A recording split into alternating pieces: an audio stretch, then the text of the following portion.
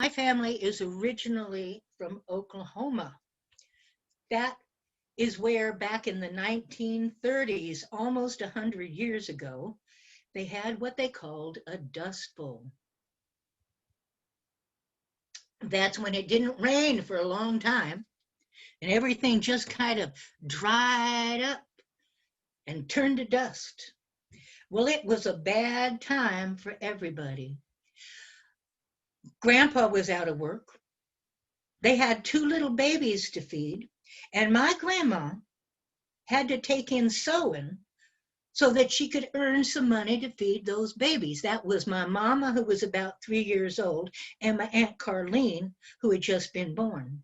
Well, Grandma got quite a few sewing jobs. She didn't have a sewing machine. She had to sew everything by hand. But she made the prettiest, tiniest little stitches of anybody around there, so she could make a little bit of money. Well, one day she was sitting out on the front porch watching the world go by when she saw someone come walking up the road.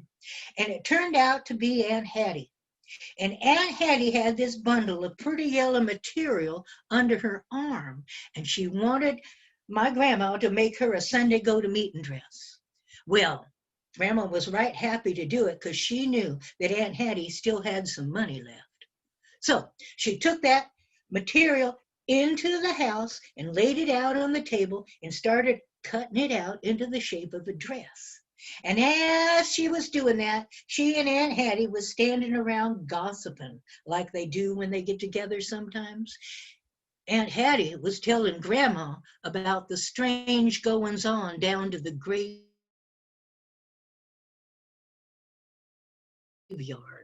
People had been seen that night. Aunt Hattie herself said that one night she was walking along and out from over the graveyard fence, she saw these two big red glowing eyeballs staring at her. Well, she took on off down the road, didn't go out after dark for a long time after that. Well, my grandma listened to this story, but she didn't believe none of it. She'd never seen no monsters, and she did not believe that they existed, and she told Aunt Hattie so. Well, Aunt Hattie was right put out. She knowed what she'd seen with her own two eyeballs, and she said to my grandma, she said, Hazel, that was my grandma's name, Hazel. She said, Hazel, I bet you can't go down to that graveyard and not come out till morning. As a matter of fact, I'll tell you what I'm going to do. If you go down to that graveyard tonight and you don't come out until you have sewed up my pretty yellow Sunday go-to-meeting dress, and it's all finished, I will pay you twice what I was going to pay you.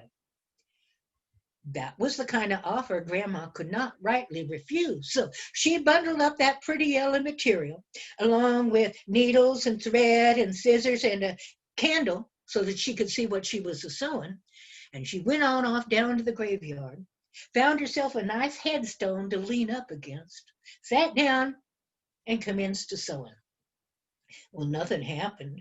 She didn't expect it to. But then, late into the night, the ground in front of her started a trembling and shaking. And out of the ground, there were red glowing eyeballs, just like Aunt Hattie had said. And it opened up its mouth and it said, Lady, do you see this big old ugly head of mine? My grandma looked up and she said, I see that, but I'm sewing on this. And she kept right on sewing. Well, the thing looked at her a while longer. Then the ground started to trembling again. And out of the ground, it pulled up one of its big old ugly arms. And it reached for my grandma. And it was reaching and it's straining and it couldn't quite reach her. And it said, Lady, do you see this big old ugly arm of mine? And Grandma said, I see that, but I'm sewing on this. And she kept right on sewing. The thing was getting a little confused. He wasn't used to people sitting around sewing while he was trying to scare him. So he started pulling one of his big old ugly legs out of the ground. See this big old ugly leg of mine? Grandma looked up and she said, I see that, but I'm sewing on this. And she kept right on sewing. Monster wasn't going to put up with no more of this nonsense. He started pulling his other big old ugly leg out of the ground. He got his knee up out of the ground. He got his ankle up out of the ground, and he was a pulling his toes up out of the ground. Just about that point, Grandma was finished with that pretty yellow Sunday go to meeting dress. She put it back in the basket along with the needles and the thread and the scissors and the candle, remembering to blow the candle out first, of course. And she jumped up and said, "It was nice talking to you, sir, but I got to go now. Bye." And she took on across that graveyard, jumped over the graveyard fence, ran down the road with that monster running after her, yelling, "Stop, lady, I want to eat you." Grandma was not the kind of woman who was going to let no monster tell her what to do. So she kept right on running. She ran in through her front gate. She ran up on the front porch and into the front door, slammed the front door just as that monster got there and started beating on the front door. And then the sun come up. And that monster turned into a puddle of green slime right there on the front porch.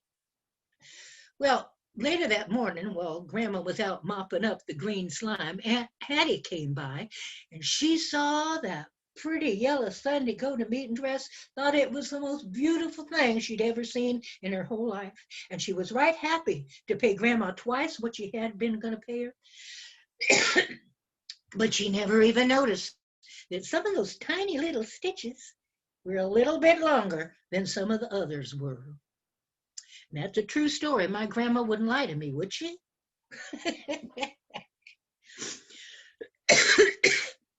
All right.